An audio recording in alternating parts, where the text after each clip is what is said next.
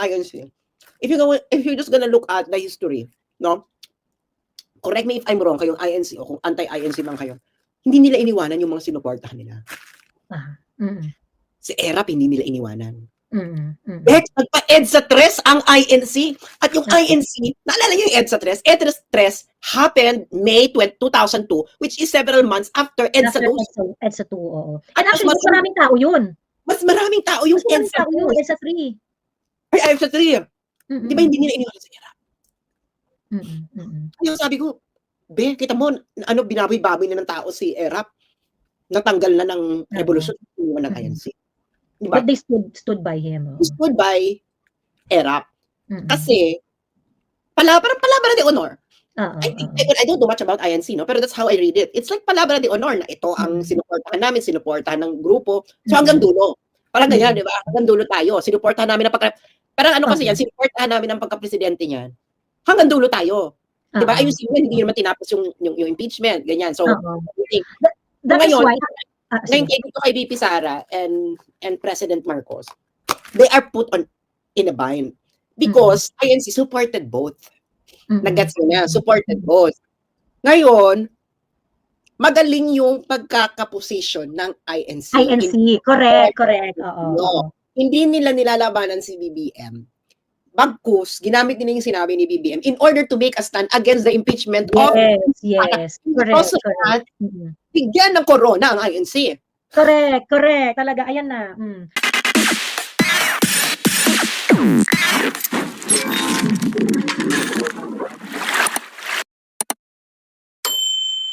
Merong isang very popular and very respected na ang tawag dito, very respected na survey company, survey organization na nagsagawa ng isang survey. Teka lang ha. Nagawa ng isang survey. Wait.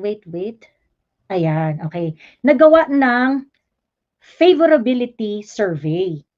And this survey was actually completed. Yung coverage ng survey was November 6 to 2024. They were able to complete the survey, the survey report December 2. Ayan. Pero kasi syempre dahil mukhang hindi nila to ilalabas eh. So nakuha ko lang to dahil merong nagputing ahas sa akin, okay? Syempre hindi natin ipapahamak yung survey company na yon. But this survey is the result of strategic focus group discussion and a customized nationwide survey in the Philippines. So natatandaan nyo, di ba, napag-usapan na natin to, yung mga survey na yan, meron kasing survey na PR, pero meron yung survey na totoo. Okay? So this survey, ito yung talagang survey na kung sino man nagpagawa nito, they really want to know kung ano ang totoong pulso ng bayan. Okay? They really want to know kung ano ang totoong pulso ng bayan. At itong hawak ko ngayon na survey, kagaya sinabi ko sa inyo, ay strategic focus group discussion and a customized nationwide survey in order to understand kung ano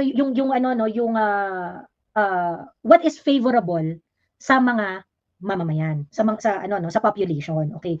Basically, ang pinaka-major na tanong dito is nasa right track ba ang bansa? Nasa tamang direksyon ba ang bansa? Ayan, okay. Teka lang ha. Let me just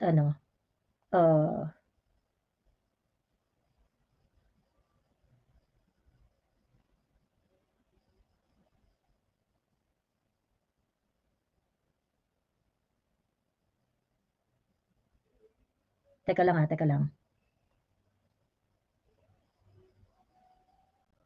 Okay. So anyway, yung question is whether or not you favorability survey to eh. So yung isang tanong is kung nasa right track ba ang bansa. Okay? Kung nasa tamang direksyon ba ang bansa. Okay? Ayon dun sa survey, ang base doon sa mga na-survey nila, 41% ang nagsabi na nasa right direction ang bansa. 41%, okay? Na nasa tamang direction ang bansa. This is actually less than 10 points kumpara doon sa previous survey nila. Ngayon, yung nagsabi na nasa wrong track ang bansa, okay? Yung nagsabi na nasa wrong track ang bansa ay 49%. Okay? This is plus 9% dun sa previous survey na ginawa nila. Merong 4% na undecided, merong 6% na na do not know. Okay? So, it's very, very important to really make people understand what's going on. Sa ngayon kasi parang medyo hati pa siya eh. Medyo hati pa yung hati pa yung perception ng mga tao. Kasi yun nga, yung wrong track na naniniwala na nasa mali tayong daan is 49%. Hindi pa natin na-achieve yung majority. Pero guys, ang dito is that this is plus 9% from the previous survey. As of November 2024, talagang dumami, talaga nag-jump talaga by plus 9% yung mga taong naniniwala na mali na talaga yung daan na tinatahak natin.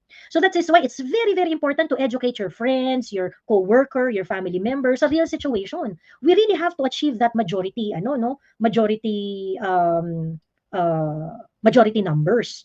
Ganon. Kasi ito sa survey na to, 41 yung nagsasabi na nasa right direction. 49 tayo na nagsasabi na hindi right direction.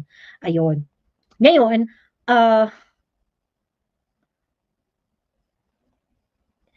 48% ang nagsasabi na fini-favor nila yung performance ni Bongbong Marcos. Okay? 48% they said that that Bongbong Marcos is favorable. Unfavorable is 42%. Okay? So kay Bongbong Marcos, yung nagfe-favor sa kanya nabawasan ng 4% doon sa previous na survey.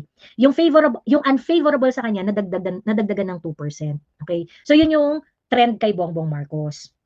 Okay? Pagkatapos, kay Inday Sara naman, ang favorable sa kanya, okay, 52%.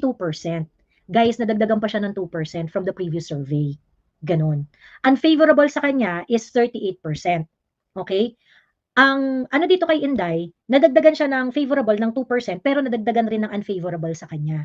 So, ibig sabihin, it's really, really very important at this point that we protect Inday. Kasi kahit paano, kumakagat yung black propaganda kay Inday eh. Kagaya ng sinasabi ko sa inyo ha, itong survey na to, this is not gonna be published. This is not gonna be published. I'm telling you. Nakuha ko lang tong survey na to dahil meron tayong alitap-tap, okay, na nagbigay ng kopya nitong survey na to.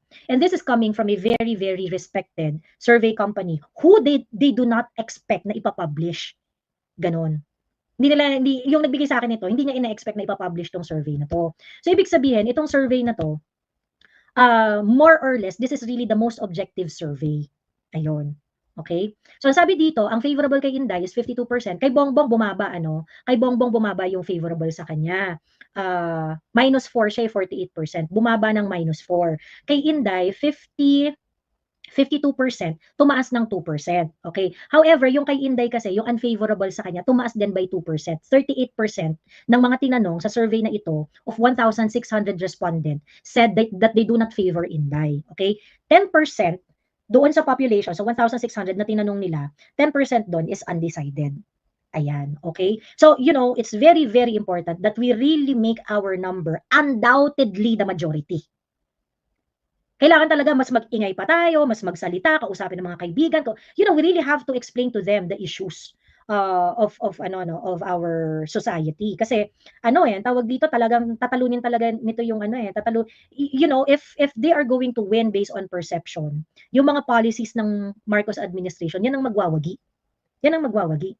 So we have to really show to them that tayo yung majority. And so they will be forced to change the course of policy making dito sa bansang to. Wait lang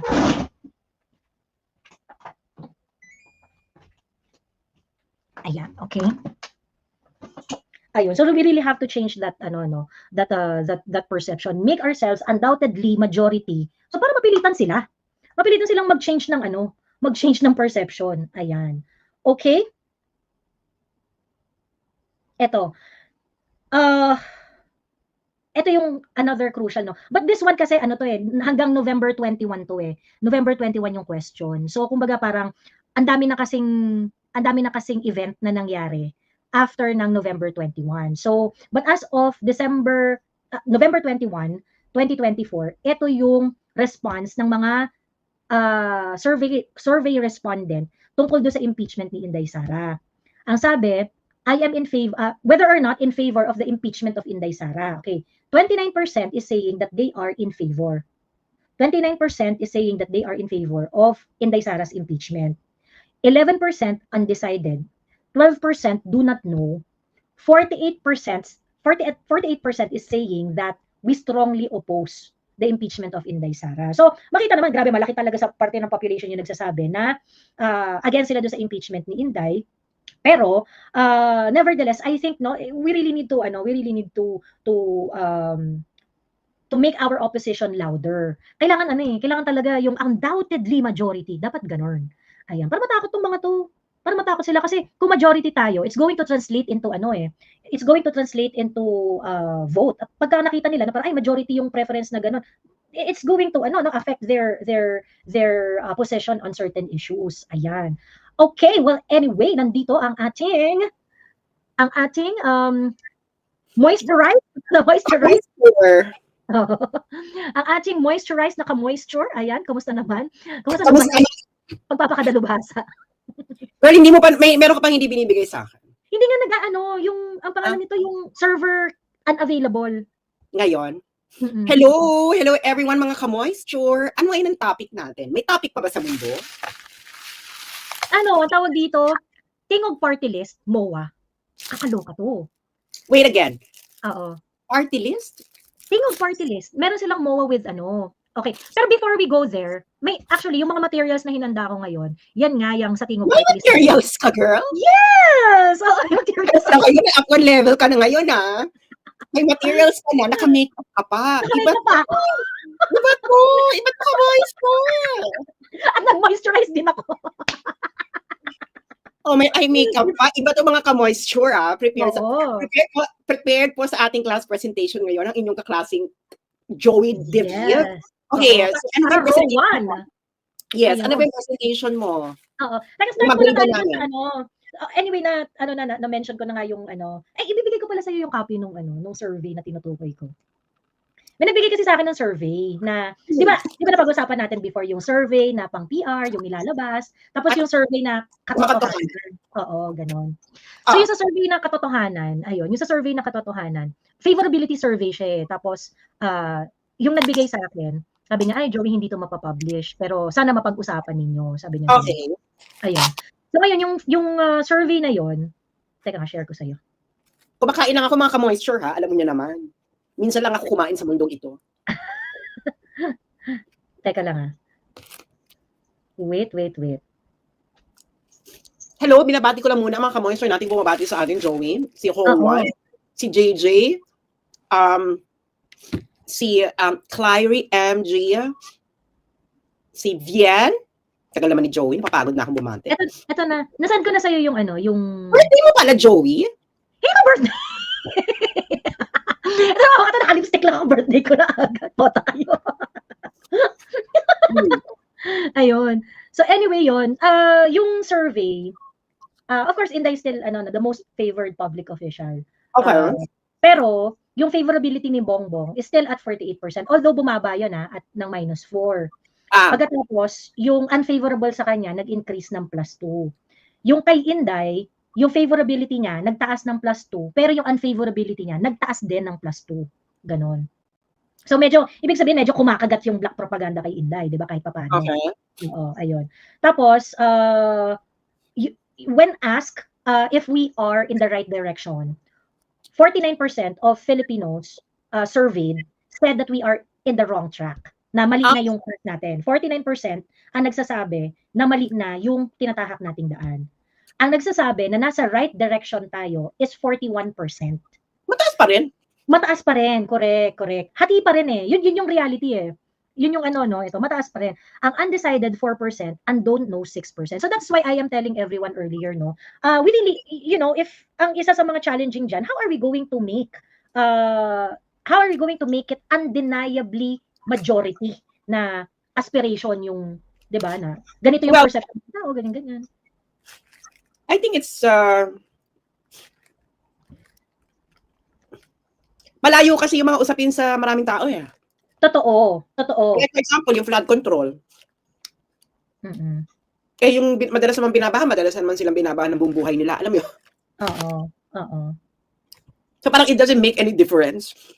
Alam mo, yung Bongbong doesn't make any difference in their lives. Kasi, Bex, ko ikaw, binabaha na kayo dyan since kopong-kopong at wala naman nangyayari. So it doesn't make any difference kung walang gawin si Bongbong. Or kung may nakita mangyari. Parang it doesn't make any difference in their lives. True. Ayun. Ano pa ba? Ayun lang. So yun lang naman yung ano diyan, yun lang naman yung kalagayan diyan. To be fair, meron ba dyan geographical segregation? Geographical segregation?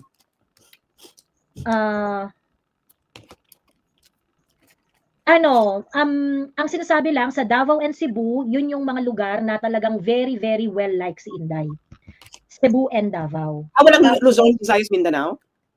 Wala walang ano Kasi ano na siya naka-FGD presentation na kasi to Hindi ito yung raw data. Ayun. Well, naka-FGD presentation na siya. Ayun. Tapos ito kasi itong survey na to actually says that 90% ng around 90%, 67 to 90% ng sinurvey, aware sila dun sa mga issues ni Bongbong Marcos. So ibig sabihin, ito yung ito yung mahirap dito kasi biruin mo, 41% favorable kay Bongbong. 41% favorable kay Bongbong. Tapos 67 to 90% ng sinurvey, aware sila sa mga issues ni Bongbong. So ibig sabihin, nung pinili nila na nasa right track pa rin ang bansa, at the same time, aware din sila dun sa mga issues ng administration. So, what are we going to do with that, di ba?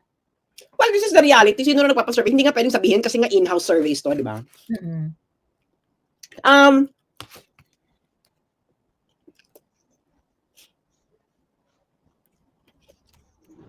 Binabasa ko yung survey. Alam ko bakit? Because hindi mo nakita sa survey na 40% says na their lives are better than a year ago. So ibig sabihin, gumanda yung buhay nila. So actually, better now pala, mas kaunti kaysa sa mas kaunti. Mas last year mas magandang buhay nila. Ngayon 31% na lang. Okay. Kaya you can see the difference. That's why marami pa ring favorable. Kita mo, 45%. Yung yung better now at saka same, basically, parang pwede mo siyang ilagay sa isang block na better, ibig sabihin, mas maganda yung buhay nila a year ago. Last year. Better now, it's better now. Better this year. And hindi na naman yung job satisfaction. They're rather satisfied. So, 45% are rather satisfied. Hindi ka naman magsasalita nito by if you're an ordinary person, they're not balancing everything in total. They're gonna look at maayos ba yung trabaho ko ngayon, hindi ba yung trabaho ko ngayon under kay Bongbong. And then that's all they have to think of.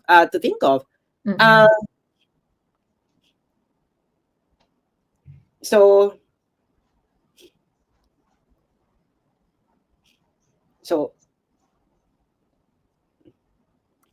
ayun. So well, ang dito 77% didn't receive ad. Actually, majority of those people who asked didn't receive any benefits at all. Correct. So, ang general impression ko with the survey, the people have not reached tipping point. Kung bakit talaga diba? The people have not reached tipping point. Very, very tolerable pa ang situation ngayon. Diba? Well, with the favorability results. Kaya nga, this is very Filipino. Kaya nga you cannot have wala nga siyang collective spirit. Like for example, dito sa pinadala mo, 90% aware na ang question, ang nakalagay pa ang issue, Popshi, president, is an addict using Coca-Cola. Alam nyo, hindi na aware. 90%. And they don't care. Diba? They don't care. 41% still favors him. 90% are aware na Addictus Benedictus siya, pero 41% still favors him. Yeah. Ito pa, second highest issue. Most of the national budget was embezzled by President Bongbong Marcos and his allies instead of using for assistance. So 86% aware na ganun ang issue, na in-embezzle nila ang pera ng taong bayan. But people are still okay. 41% are still 41% are still favors him. Think that the Philippines is going the right direction. Lahat actually they are aware na si Martin Romualdez, Saldico ay gumagamit ng luxury helicopters at high living emirate using public funds. Pero hindi nila naririnig yung mga isyong nire-raise ni Sara. This is so weird. They're aware of a lot of things, but they're not so much aware of okay. whether or not believe. Ito ang mas nakakaloka. Bakla kasi yung una, aware lang. Ito, nakita mo ba yung believed? Ay, oo, itong believe, yung 51 to 80. Oo. Siyempre, una-una, Popshi is an addict using Coca-Cola. Alam niyo kailan ang believe? 80%. 80%, pero 41% favors the situation. But I guess now, we are such a fucked up country. Like, true. Oh, yes, 90% ay aware, pero 80% sa kanila, naniniwala na Jody Kid. Oo. Pero, hindi nga to rig alpha. Ano to? This is like a survey na doesn't go out kasi this is the honest survey. Honest survey. Ito yung honest survey. Ito yung mga nasa politiko mismo. Correct. Hindi din pinapanasin. Oo. This survey is never gonna be published, guys. This is never gonna be published. Okay? And, like I said, ito yung kinonduct from, ano nga yung date? Bakla. November 6 to 21 yung field work. November 6 to 21 yung field work. So, naniniwala rin yung mga tao na nina-account daw ni Popshi at ng kanyang mga kaalyado ang pera sa flood control projects. 78% ang naniniwala. Pero, you know, you have to listen to this survey kasi ganito tayo ka-fuck up mag-isip. Sa totoo lang ganito tayo ka-fuck up mag-isip. Now, you know why? Sinabi ko na sa'yo, di ba? Because the survey also shows na okay naman yung satisfied naman sila sa trabaho nila. Malaki yung satisfied sa trabaho nila, even under dito kay Bongbong. Because so Filipinos will only be these issues na alam nilang mali will only affect them if it actually affects them, their lives. That is the more rational way to interpret this. So hindi ko na sila pakialam kahit tumaid dyan si Bongbong sa harapan ninyo. Manditiri sila. But the thing is, at the end of the day, hindi naman nila na-experience ang presidente. Ang na-experience nila yung trabaho nila. Yung life nila, oo. Yung trabaho nila, kung okay pa, yung ganun. Kahit yun nga, kahit meron siya gawin ng kahit anong kalokohan. Actually, sa totoo lang, kung makikita to nila, na survey na to, this actually gives them a level of comfort na kahit anong gawin nila. Kahit anong gawin nila, carry lang. Ayan. So that is why, kaya nga challenging to. Kasi parang, how do we make it undoubtedly majority aspiration na matigil yung mga bagay na ayaw natin? Nang hindi, kasi kagaya nito, hanggat feeling nila, ayos naman yung ikita ko, steady naman yung income ko, so chill lang ako. Diba? How do you make them understand that this situation actually affects them? Actually, you cannot make them understand because if you're gonna do that, you're gonna develop into being kakamping. Let me educate you. Magagaya. You cannot nga. Ayun, so hindi nga siya fake survey. Kung fake survey to, nilabas na to. Oo. Hindi nga siya fake survey. Hindi nyo nga to makikita in public. Dinidiscuss lang namin to dahil may nagbigay kay Joey na isang survey firm ba nagbigay sa'yo? Survey firm, isang empleyado sa survey firm. Actually, hindi empleyado.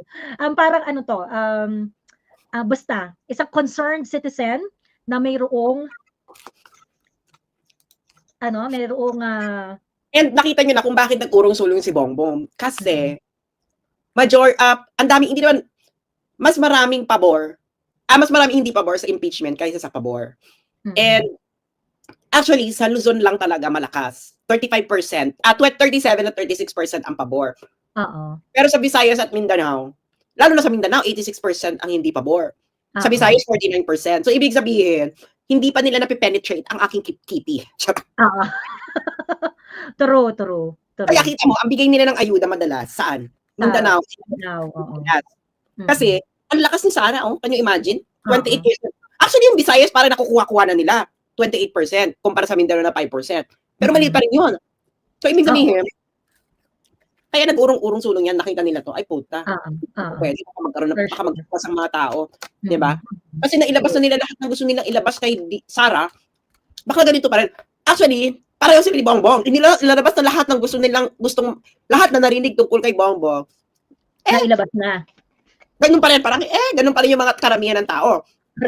Lalo na kay Sara. Kasi mas mataas yung favorability ni Sara.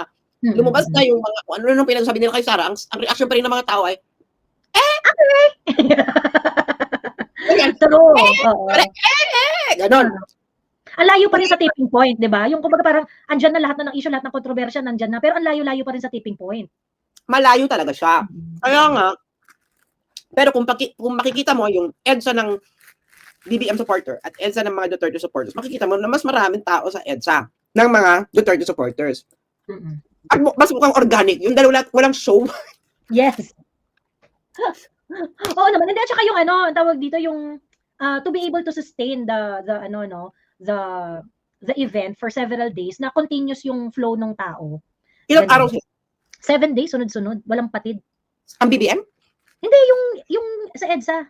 Wala akong pakialam dyan. Alam ko na yan. Yung kay BBM. Ay, hindi. Nag-start yun ng alauna, tapos na ng 6 p.m. ng December 7. Wala, na-disperse na yung tao after ng 6 p.m. So, ayun na nga. Di ba? Na parang protect BBM, ganyan. Ay, naku, Joey. Kasi yung sticker na design ng sticker. O, pinapagawa. Nahirapan siya dun sa ganun. Yung, kasi kamay. Nahirapan siya. Iba kasi niya konti. Kasi mahirap yung yun daw yung pinakamahirap i-drawing sa lahat, yung kamay na ganyan. Talaga? Oo, ayun. So anyway, pero yung trabaho naman na niya. Sandali.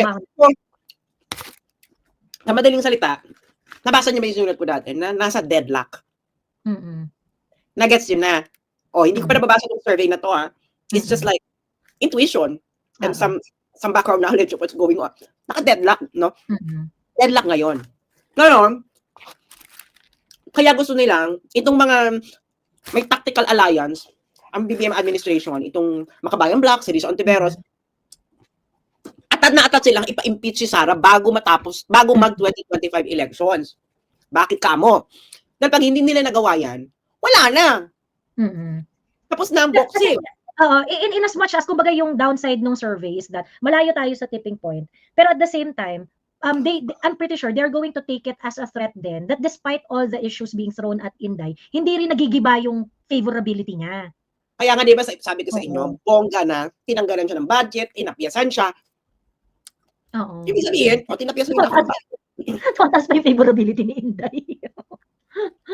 Kasi wala ka ng issue. And yung budget naman niya, normal budget lang yun na kailangan ng resibo eh. Yun yung, di ba? Hindi mo naman siya maano dyan kasi hindi naman confidential yun. And less mistake. Kasi ganyan sa government, more money, more mistake. Simple as that. It's the ano tong law na ito, yung things will, I forgot. Anyway, so ngayon, lahat na ng issue nila, actually, lahat ng issue nila kay Inday, actually, kinumpile nila at nilagay nila doon sa impeachment. Kaya nga, yung nagpro ng tantrums, nag-meltdown in public. Sabi ko nga nung binasa ko yun, eto na yun. And actually, sa totoo lang, medyo sobrang yung desperate attempt na yung impeachment. So that is why, kung walang mangyayari dyan sa impeachment na yan, yari talaga sila. Well, pag ma-survive yan ni Inday, I think they will push it. Ano pa? They will push it. They will push it. Kasi kailangan mangampanya ni Chel Joc. No, I'm pretty sure isa sa magiging lawyer. No? Correct, oo. Yung maghahag ng spotlight yan, ano? Yes. Maghahag ng spotlight yan. Kaya ang sinasabi ko sa inyo, di ba, we are watching high politics. Okay? Siya high politics kasi this concerns survival. Kaya siya high politics. Survival ng mga politiko. So ngayon, si Sara, kailangan... Sabi niya, I'm amazed how GMA remove ERAP kung ganito ka na. Actually, hindi naman si GMA ba yung major force? No. Hindi naman si GMA yung major force nun eh. No. It's not GMA. Nagkataon lang na GMA is the successor. Pero I don't think siya yung prime mover nung ano. Kaya nagkaganon dahil yung mga traditional elites, businessmen, church, mainstream media, ay nag-connive. Ayaw na nila kay ERAP kasi syempre may mga interest silang nasasagasaan, etc. Nag-connive sila. Kung hampas lupa ka lang, wala naman sa history ng Pilipino na yung mga hampas lupa successful na nakapagpatanggal ng mataas na leader. Tayong mga hampas lupa, shout lang tayo dyan. Pero ang totoong may kapangyarihan para magtanggal dyan is the traditional elites. Because they have the money, they have the power, they have everything. Correct. Ang revolusyon ng mga hampas lupa, natitegi yung leader. Correct. Wala naman sa mga Pilipinong ganun, you don't have the French Revolution spirit. As simple as that. True. True. Kaya nga ano, kaya nga sabi ko, may nagtanong sa akin, sabi niya gano'n, kung ayaw nila tayo samahan, okay lang tayo na lang, ganyan, ganyan. Merong parang yung nag-e-express ng sentiment na sa akin na gano'n. Sabi ko, actually sa totoo lang, kung gano'n lang rin pala ang gusto ninyo, freedom of expression lang pala gusto niyo, masaya na kayo, eh. So, ibig sabihin, wala ka talaga intention to re-revolutionize things, 'di ba? Wala So, parang nga. inaano mo na kung ayaw mong isama yung mga dapat isama para maging para maging successful yung para makapagbuo ka talaga ng meaningful change, hindi po puwede yung ano, hindi po puwede Wala tayo-tayo. nga. Kaya nga ito, halimbawa lang. Halimbawa si Inday pumalit. Si Inday makikipag-compromise din yan sa mga, siyempre, hindi mawawala yan kung hindi gumalaw ang traditional elites. Oo. You have to be realistic, guys. Pag gano'n na nangyari, si Inday, magkakaroon din siya ng compromise dun sa mga tao. Concession. So, parang, kaya nga, you have to lower down your expectations. Hindi po, you have to understand how power works in the Philippines. And if you don't know that, you will up for some great disappointments or niloloko mo lang sa Inday is never the solution to the problem of the Philippines, ano? Let's just make it clear. Inday is not the solution sa lahat ng problema natin sa Pilipinas. The most that Inday can do, let's say, kunwari, in the future, maging leader si Inday or whatnot, ganyan, she can facilitate at least kahit papaano on how we can understand the problem and how we can address the problem. But parang for Inday to be the ultimate solution, no. Hindi yan ganun. Kaya nga you have to set expectations. Magkakaroon din yan ng, kaya nga maganda nga ngayon na walang kakampi si Inday, no? Parang nakikita natin, para itong si Digong, no? Na walang utang na loob kahit kanino. Diba? So, parang, siguro in a way sa INC, but hindi mo ako natatakot sa INC, alam mo yun? Parang, INC is the least of our problem, to be honest. Alam mo yun, na parang, true. Kung gumingi man ng concession ng INC, ako sabi ko, kung bigay nyo na, Diyos ko na yung INC naman. At least may konsensya kasi maka-Diyos di ba? Hindi, ako kasi, at least, INC, nakikita mo saan nila dinadala yung kung ano man. May track record of development and progress, di ba? Yung mga INC nakikinig dito, hindi ko kayo binubola. Sinasabi ko lang totoo. Nakikita naman namin. Di ba? Pumunta kayo eskwelahan nila, ganda-ganda na eskwelahan nila. Same way kasi yung JC, di ba naloko kayo mga kay OJC compound, na parang ganda pala dito, ang ganda pala ng Jose Maria Cabot. The same way with INC, nakikita mo na, ay, Diyos ko Lord, tinunam yung mga simbahan nila, hindi nila tinitipid yung kanilang mga nakikita, you know where the nation is going. And they all wanted is to be left alone in their practice. Totoo. By the way, kasi I'm pretty sure na nag-declare na yung INC to support ang sinabi ng INC is they are supporting the position of the president that impeachment is not helpful for the country. It's not gonna bring any good to our country. So ngayon, yung rally ng INC is premise on that. Ganon. So ngayon, syempre, yung mga ibang mga politiko who doesn't want to yung who doesn't want to offend INC and doesn't want to offend the president, ang take nila doon, like for example si Jesus Codero, sinasabi niya na hindi kasi ang supportive ang INC sa BBM administration kasi they are supporting his stand. Ganon. Eh parang parang ang kwentong bakla. Huwag tayo magbaklaan. Parang ano ba, Bex, parang huwag mo kami gaslight. Narinig namin lahat. Hindi kasi no? So, parang ano ba akala mo, wala kaming ganun kami kahirap, wala kaming access. Kasi namin Pangulo. Yung Bex, ang linaw-linaw nung sinabi. Binasa pa namin, pinakinggan pa namin. Diyos mio. Anyway, ang sena kasi dyan, ang INC, if you're just gonna look at the history, no? Correct me if I'm wrong, kayong INC o kung anti-INC man kayo, hindi nila iniwanan yung mga sinuportahan nila. Si ERAP, hindi nila iniwanan.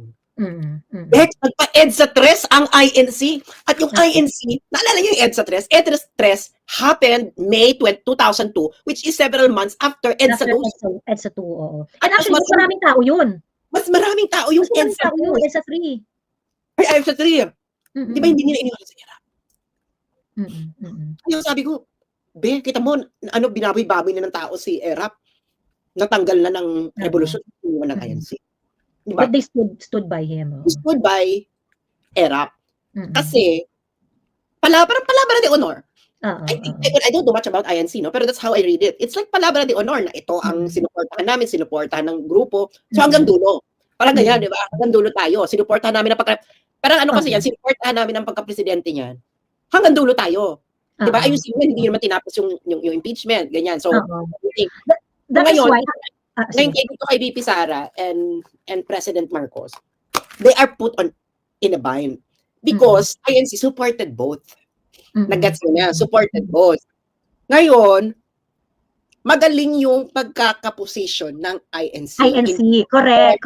Oo. Hindi nila nilalabanan si BBM. Bagkus, ginamit nila yung sinabi ni BBM in order to make a stand against the impeachment of... Yes. Correct. Bigyan ng corona ang INC. Correct. Talaga, ayan na. Ano, ang tawag dito, yun nga, kasi yung doon sa part na, yung INC hindi mangiiwan kinembular, ganyan.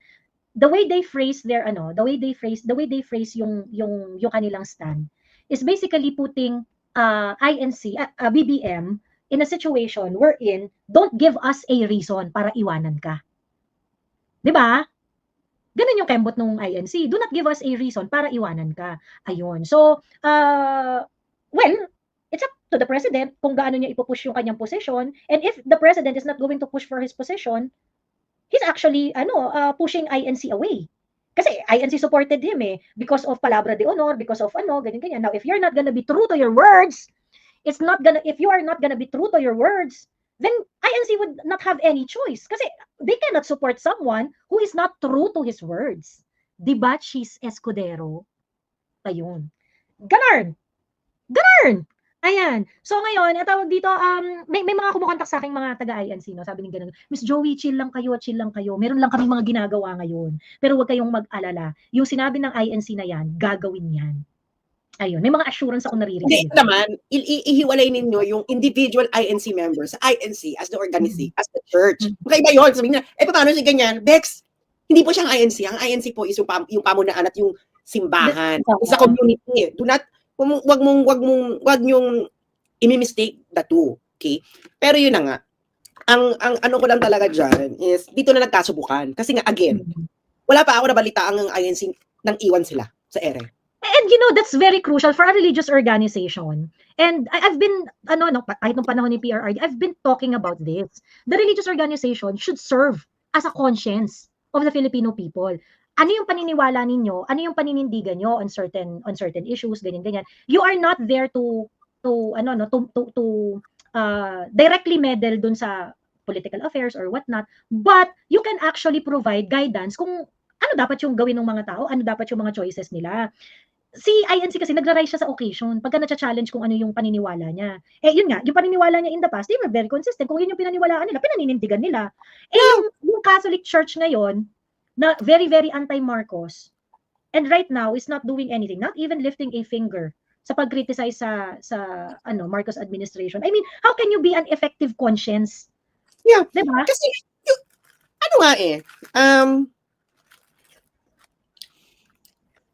well, iba rin kasi Joey ang history kasi ng INC. The Catholic Church is a traditional elite. INC is not a traditional elite. INC is the indigenous Filipino religious group. Nagets mo, it's not an imposition from outside. So itinayo yan sa loob. And I believe, correct me if I'm wrong. It's workers' religion. Mga trabahante, it's a workers' religion. It's a workers' kasi it's part of their it's part of their parang yung duty ba sa church na you make sure na yung kapatid mo or yung kapatid mo sa pananampalataya ganyan. You extend lending hand para ma-employ, para ganun. Kasi parang yun yung isa sa mga nila, yung isa sa mga I wouldn't say culture but it's really one of their duties ba that you help your brother, ganun. Yes. So kasi ewan ko nga, correct me if I'm wrong yung mga taga-INC dito. Yung founder kasi niyan, very historical din kasi yung, it has a place in history din kasi yung pagkakatayo ng Iglesia ni Cristo. Kasi it was formed during the colonial era by a native Filipino. So parang meron yung anti-colonial event. Di ba meron yung anti-colonial aspect, yung INC. Tama ba? Yung mga, ikaw ba after dark perspective, ka Iglesia? Sabi ni Sheridan, yung na naman si Sas, puro history din, ina-assume niya ganyan. Sino ba to si Sheridan? Si Sheridan. Sheridan, tawag dito, since nandito kasi mula ng live, kung gusto mo makipagbaragan, pwede ka umakyat. Huwag ka dyan sa sa comment. Bigyan kitang hagdan. Ayan. Kaya yun ang... excuse naman niya, ay hindi, busy ako. Start ng Di ba live ganyan yung hanggang parati? finish, 4 na live, nandito tapos busy.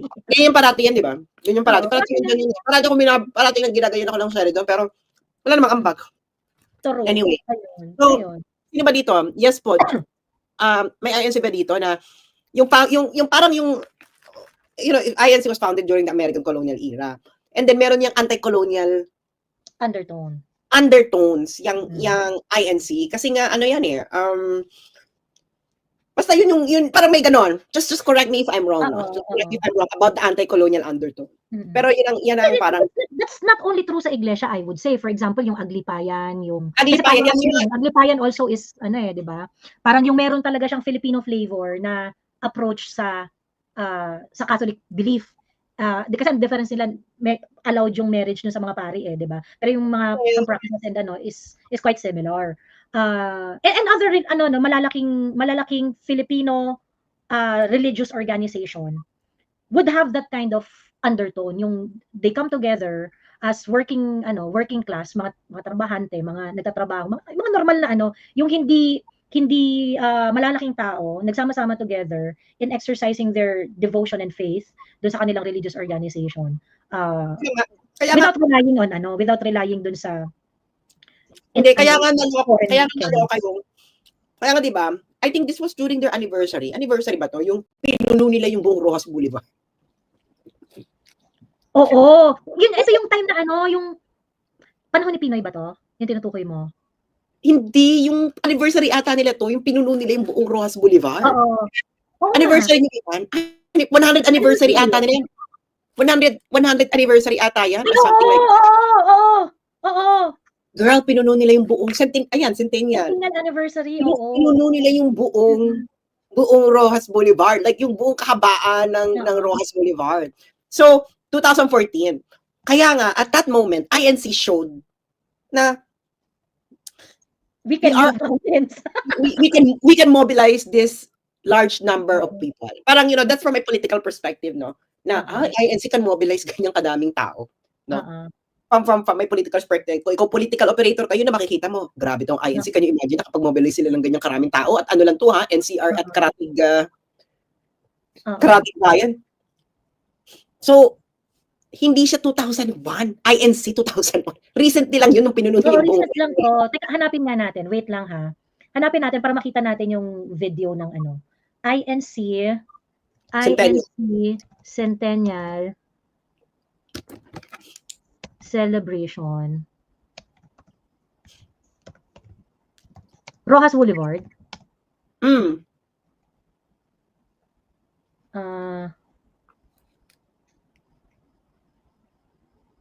10 years ago to. 2014 yata.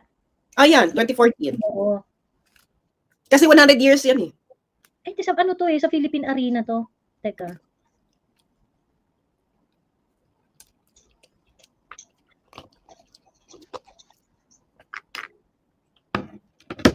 Hanap tayo Kaya nga kaya nung EDSA 3, na mas malaki sa EDSA 2, kasi hindi kasi siya kinover ng mainstream media. So parang the mainstream media killed it. No, parang it's just there, it's the big elephant in the room. Siyempre, pag hindi na may babalita ng mainstream media noon, hindi kayo aware. So not 25 lang yung nagbabalita. Pero girl, kung ngayon nangyari yung EDSA 3, na merong kung ngayon nangyari yung EDSA 3, na led by INC, tapos kayo, kasi nga, noon kasi, mainstream media lang yung nagkocontrol ng narrative. Ito girl, hindi na. Ayan, Worldwide Walk. Ano ba yan? Ito, ayan. 5,000 kaanib na iglesia ang sumali sa charity walk sa Pasay City. Idinaos ang aktibidad para makalikom ng pondo para sa mga nasalanta ng Bagyong Yolanda. Makibalita tayo kay Victoria Tula. Madaling araw pa lang puno na ng mga miyembro ng Iglesia ni Cristo ang CCP complex sa Pasay City para sa kanilang worldwide walk na inialay sa mga biktima ng Bagyong Yolanda. Pagsapit ng 6:00 ng umaga, bistulang nagkaroon ng dagat ng mga tao sa kahabaan ng Rojas Boulevard sa dami ng mga sumama. Natapos ang walkathon sa Rizal Park sa Maynila kung saan isang mini-concert ang ginawa. Ang grupo ng teenager na si Clark Abisilia tila hindi napagod sa ilang oras na lakaran. Sobrang saya po unang-una po kasi nakatulong po kami sa mga nasalanta ng Bagyong Yolanda. Si Tatay Chris Pulo Pauyo kahit 80 anyos na, 100,000 ang bilang ng bakso. Hindi,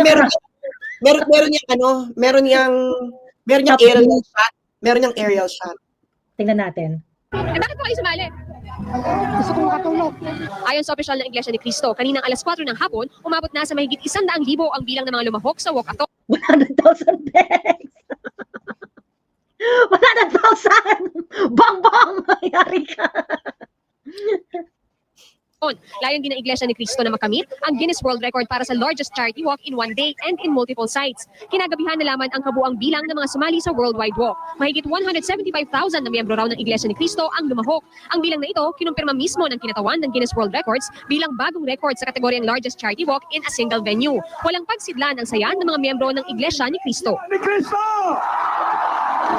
Lahat kami iisa masasabi namin, ibinabalik namin ang kapurihan sa Diyos. Ang Diyos ang may gawa nito.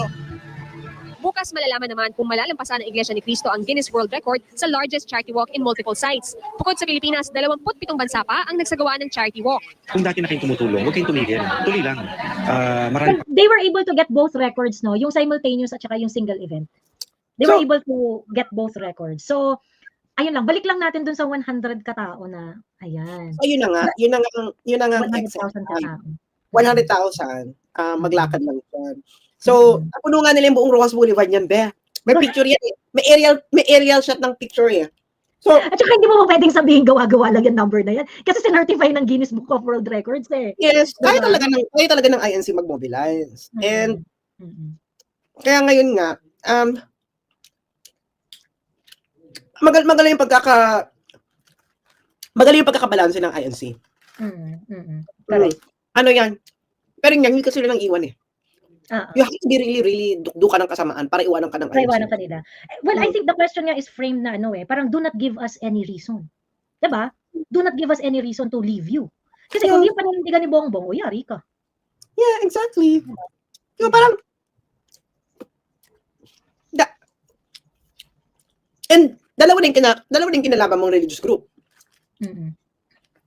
OJC and INC. Yeah. So yung INC kasi, hindi mo kasi hini-head on pa yan. Pero pag hini-head on mo yan, dalawa ka na. Plus, of course, kita mo naman yung Mindanao solid tala. So meron totoo ang solid South. South, oo. Yun ang solid. May totoo ang solid South. So, well, hindi mo naman sila masisisi kasi this is the first time in the history of the Philippines na meron talagang Mindanaoan na namamayagpag sa Vice President. Magkasunod pa, President, Vice President. So, para kaya nga Mindanao eh. Spelled as M-I-N-D-A-N-O-W. Diba? Ayun. True. Magpaakyat tayo, bakla. Teka lang, ang tawag dito, tapusin muna natin yung mga topic natin bago tayo magpaakyat. May presentation ka pa, girl.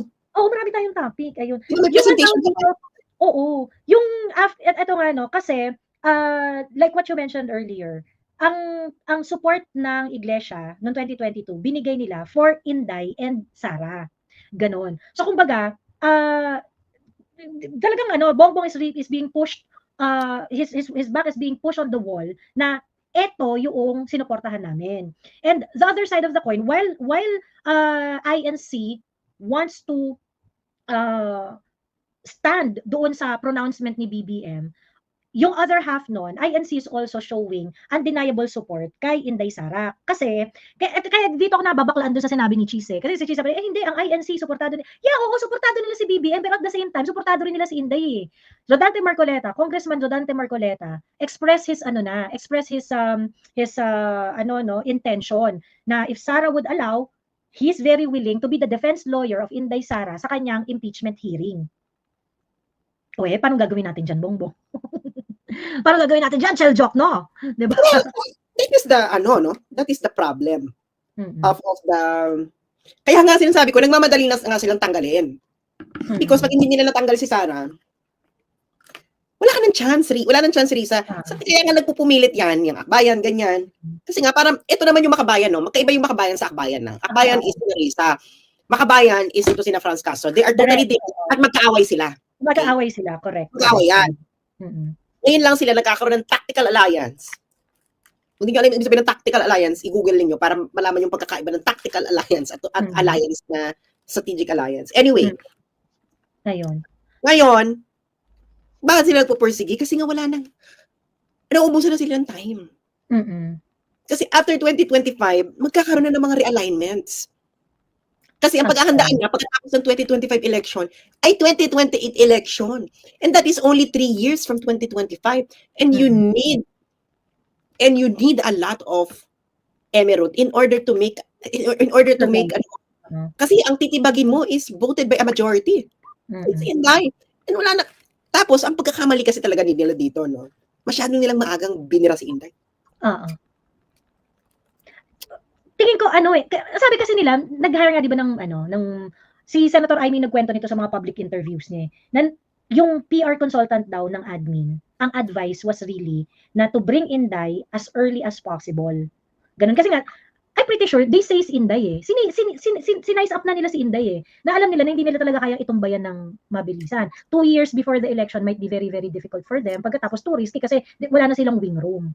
Ganon. So parang they chose yung option na, sige, birahin ka namin ng maaga, kung hindi mag-work, meron pa silang chance na mag-isip ng panibago. Ganon. I think that's how they approached it. Wala na sila maisip, nilabas na nila lahat. Diba? Hindi sila nagtira.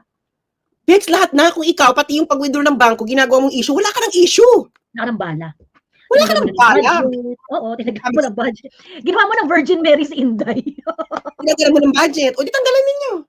Oo. Tinanggalan mo na ng budget, tinanggalan mo na ng mga mahahalagang position sa government. Saan mo pa siya bibirahin? Sa fashion sense niya. Pinukpok nyo na si Inday. Nasa rock bottom. Tama si Inday. Sabi ni Inday, di ba? Ano pa sisilaan nyo sa akin? Sinira nyo yung pangalan ko. Di ba? Sinabi ni Inday yan dun sa Zoom niya. Tama naman. Ano pa sisiraan nyo sa kanya? Sinira nyo ng pangalan niya. Ginanon nyo yung mga tao niya. Ano pa gagawin nyo?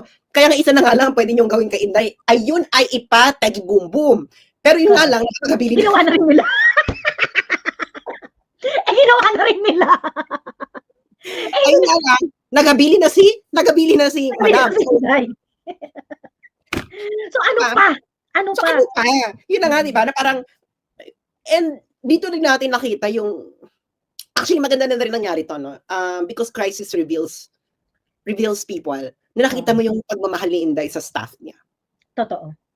Na parang, girl, kung ganyan yung boss mo, tapos, sabihin ng boss mo, ay, tigilan niyo yung pangungupit. Tapos ganyan nila iaala yung buhay niya na, iba yung dating. Kasi kay Digong kasi, nakita natin kay Digong na wala talaga siya pakialam. Wala talaga siya pakialam. Ito si Inday, iba yung touch. Touch my body. Iba yung touch. Ano yung touch na hindi siya, she's gonna be with you all the way. Ganon. Hindi niya hayaan yung mga tao niya. Hindi niya hayaan niya. Di ba, tinupad niya yung pangako niya na ikukulong ka, samahan kita. Oo. Ito enough, ganun nga ang ginawa niya. Who thought na, my God, akala natin politician lang to na etos lang na ganun, pero tinutuan ni Akla. True. I don't think I don't think it's emphasized enough kung gaano katapang yung ginawa ni Inday na yon. Kasi when Inday went to the House of Representatives, meron na siyang naka-experience na siya ng mga attempts ng assassination attempt.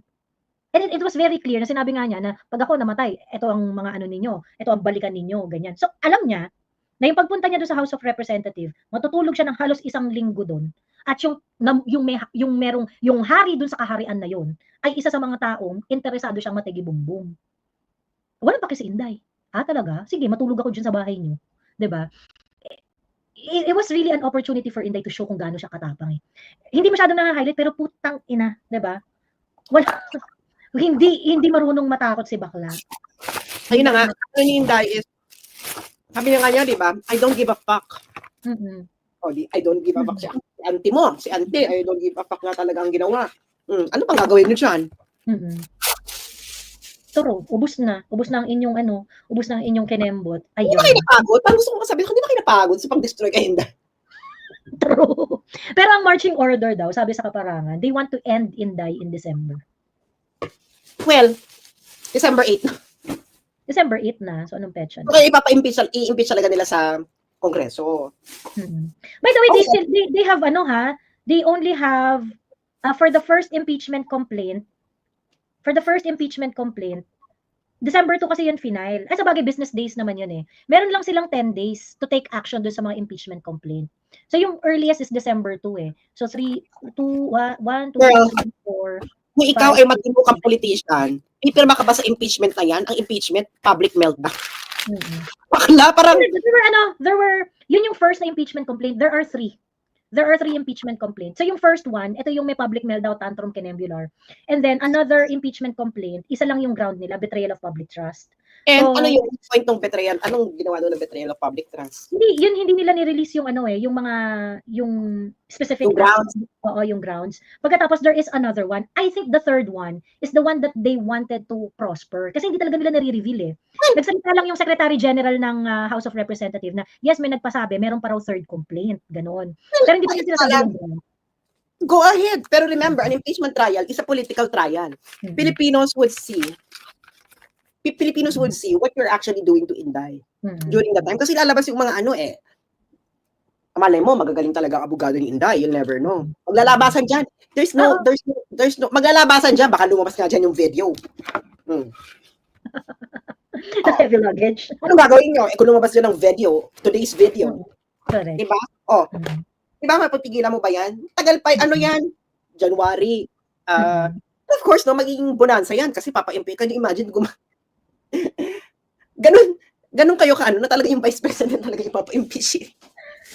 Parang Dex, anong point? Kaya nila ginagawa kasi siya yung susunod na presidente eh. At kung hindi siya tumakbo ng 2028, makakalaban niyo pa rin siya ng 2028. Susunod na, yeah. Sa next election cycle. Pwede pa rin siya sa susunod. Kaya talagang gusto siya i-disqualify for life. Kitang-kita na yan ng mga Pilipino. Ngayon, nag-uusap-usap na ang mga kaparangan kasi nga halatang-halata na yung eksena ninyo. Girls, kaya lang kayo hindi pinapansin ng taong bayan ngayon dahil satisfied pa sila sa mga trabaho. Oo, true. Ayun. Satisfied pa sila sa kanila pang araw-araw na buhay, okay lang naman, ganyan. Pero yun na nga, ganun din naman kay Erap. Diba? Pero ano nga, kaya nga, it's just a matter of time. Yeah, oo. Kasi our economy isn't really getting kapag dumating na yung punto na pati yung kabuhayan ng mga Pilipino na challenge na, which is I think is not very far from happening. Kasi ang dami nang umaaray. Pag dumating yung punto na ganun, kasi they are not very competent in shepherding yung mga resources natin, hindi naman sila ganun and there's also a huge comparison between the services being received by the people nung previous administration at saka yung services na nare-receive nila ngayon. Kapag talagang dumating na yung sakit dun sa ordinaryong Pilipino at na-challenge na yung kabuhayan nila, which is not very far from happening.